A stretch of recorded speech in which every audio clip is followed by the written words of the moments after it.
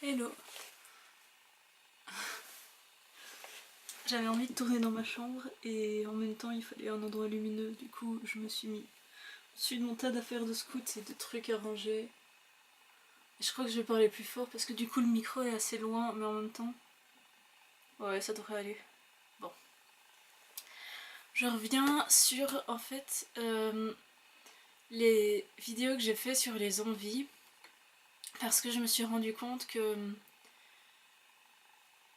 En fait je me suis rendu compte de deux trucs en particulier depuis et que je trouvais important de lier avec cette vidéo. Ah, je vais essayer de parler plus vite aujourd'hui aussi. Alors, euh,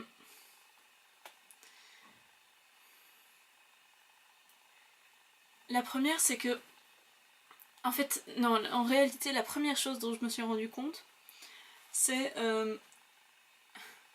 que... Ah, je vais y arriver, hein, je te jure. Mais en fait, t'es pas du tout droit. Non. Euh,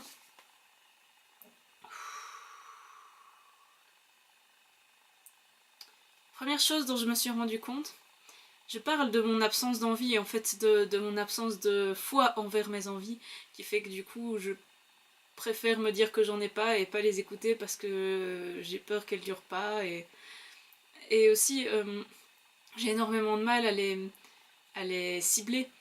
Et en fait, à cause de ça, mes envies sont tellement malléables.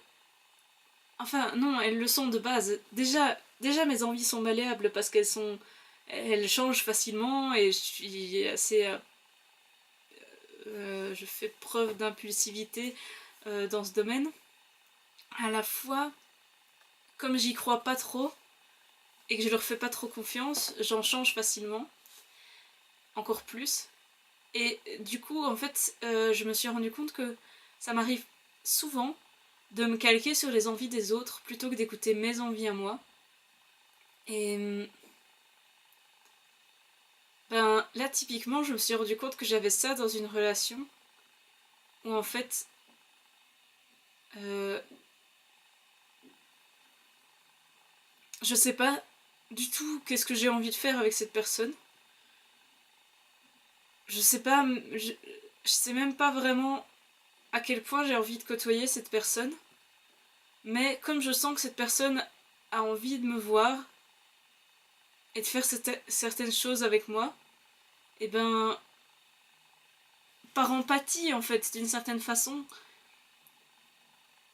je, je génère ces envies à l'intérieur de moi. Je réussis à faire en sorte de me les approprier alors qu'elles sont pas les miennes. Et en fait, je m'en rends compte seulement parce que quand j'y repense, je me dis, mais il y avait quelque chose qui clochait à ce moment-là. C'était bizarre, je me sentais pas vraiment... enfin... J'avais...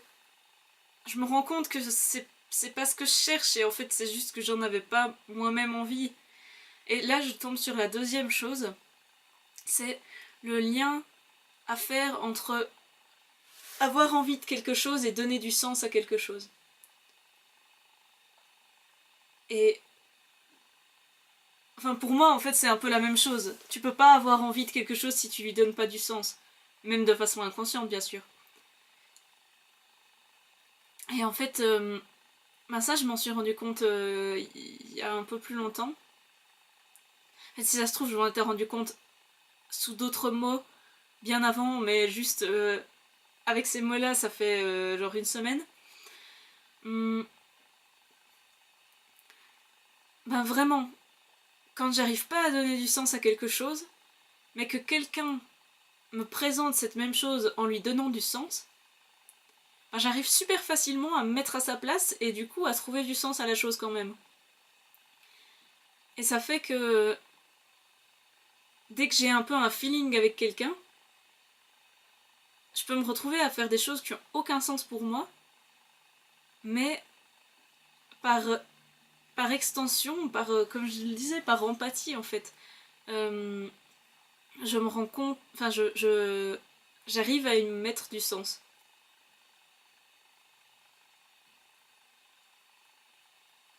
Et moi je trouve ça assez problématique parce que... Enfin en fait, pour l'instant c'est un petit peu une des grosses questions dans ma vie, c'est comment cerner mes envies et quelles sont mes vraies envies. Et je me rends compte à quel point il y a plein d'envies qui sont pas les miennes. Et du coup j'essaye de venir les cerner et... Ben, c'est compliqué. Ah oui, et voilà, ce que je voulais dire aussi, c'est que je pense que, en plus, j'ai tellement de difficultés à donner du sens à la vie que, bah, quand je réfléchis au sens de la vie, quand je réfléchis au sens des choses, rien n'a de sens. Et je pense que c'est ça qui, enfin, que c'est en grosse partie ça qui rend mes envies si volatiles, c'est que dès que je me penche dessus, je me rends compte qu'elles ont aucun sens. Et Et peut-être que c'est aussi pour ça que j'aime me calquer sur les envies des autres, parce que du coup je peux pas les remettre en question, parce qu'en fait je sais pas pourquoi elles sont là, je sais pas quel sens la personne donne aux choses dont il ou elle a envie, dont elle a envie, puisque c'est une personne.